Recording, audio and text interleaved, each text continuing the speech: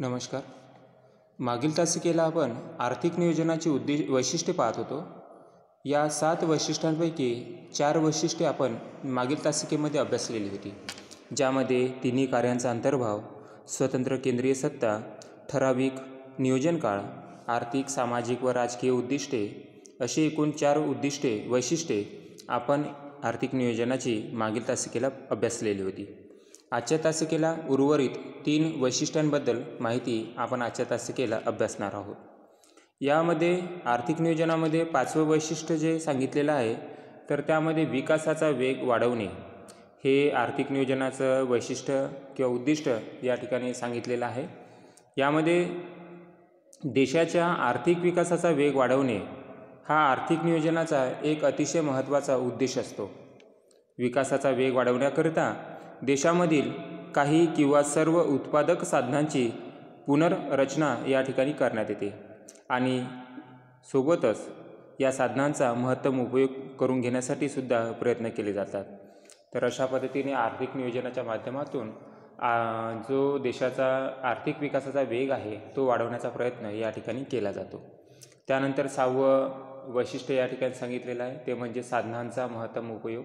आपल्या सर्वांनाच माहीत आहे की जी आपल्या देशाची अर्थव्यवस्था आहे ही विकसनशील आहे, म्हणजे विकासाच्या दिशेने वाटचाल आपण करत आहोत, ज्याला आपण अविकसित किंवा विकसित अशी अर्थव्यवस्था आपण म्हणू शकत नाही. तर अशा या विकसनशील अर्थव्यवस्थेमध्ये असण्याचं कारणसुद्धा या ठिकाणी असं सांगण्यात आलेलं आहे की जे काही नैसर्गिक संसाधने आहे यांचा काही प्रमाणात उपयोग करण्यात आलेला आहे.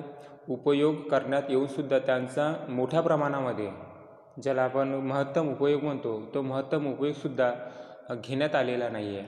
किंवा काही नैसर्गिक संसाधने अशा आहेत की ज्यांच्या उपयोगाला हातसुद्धा आपण अजूनपर्यंत लावलेला नाही आहे आणि त्यामुळे आपल्या देशाची जी आर्थिक व्यवस्था आहे ही विकसनशील आहे असं सुद्धा याचं एक महत्त्वाचं कारण होतं.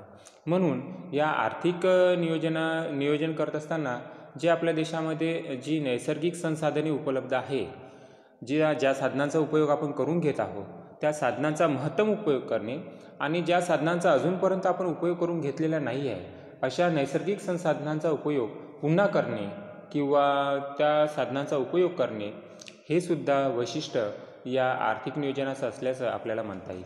त्यानंतर 7वं वैशिष्ट्य या ठिकाणी सांगितलेलं आहे, ते म्हणजे सरकारी हस्तक्षेप.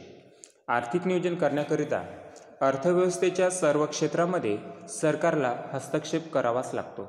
सरकारचा हस्तक्षेप प्रत्यक्ष किंवा अप्रत्यक्ष अशा दोन्ही स्वरूपाचा असतो असं या ठिकाणी सांगितलेलं आहे. सरकारी हस्तक्षेप यासाठी आवश्यक असतो की जी नैसर्गिक संसाधने असतात ही अतिशय महत्त्वाची असतात. ती कुठल्याही खाजगी व्यक्तीच्या हातामध्ये लागू नये, ज्याचा गैरफायदा ती खाजगी व्यक्ती घेऊ शकते स्वतःच्या स्वार्थासाठी. परंतु यासाठी आपल्याला देशाचं हित पाहायचं आहे, देशाचा आर्थिक विकास पाहायचा आहे. म्हणून देशातील नैसर्गिक संसाधनाचा जो आपण उपयोग देशाच्या विकासासाठी करणार आहोत आर्थिक नियोजनाच्या माध्यमातून, तर त्या ठिकाणी एक स्वतंत्र सत्ता, ज्याला आपण सरकार म्हणू, त्या सरकारचा हस्तक्षेप अतिशय आवश्यक आहे. सरकारी हस्तक्षेप जर नसता तर कुठल्याही प्रकारचे वैयक्तिक किंवा खाजगी व्यक्ती आपल्या स्वस्वार्थासाठी त्याचा उपयोग करून घेऊन ते देशाच्या विकासाला कुठेतरी अडचण निर्माण झाली असती.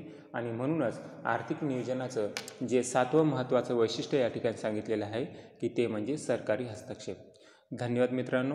तर अशा पद्धतीने अतिशय महत्त्वाचा प्रश्न आहे, 4 गुणासाठी विचारतात की आर्थिक नियोजनाची वैशिष्ट्ये सांगा. तर आर्थिक नियोजनाची वैशिष्ट्ये लिहित असताना सुरुवातीला उत्तरामध्ये एक आर्थिक नियोजन म्हणजे काय, आर्थिक नियोजनाचा अर्थ आपल्याला समजून सांगायचा आहे आणि त्यानंतर आर्थिक नियोजनाची वैशिष्ट्ये खालीलप्रमाणे एकूण 7 पॉईंट द्यायचे आणि प्रत्येक पॉईंटचं 4 ते 5 ओळीमध्ये आपल्याला स्पष्टीकरण करायचं आहे. धन्यवाद.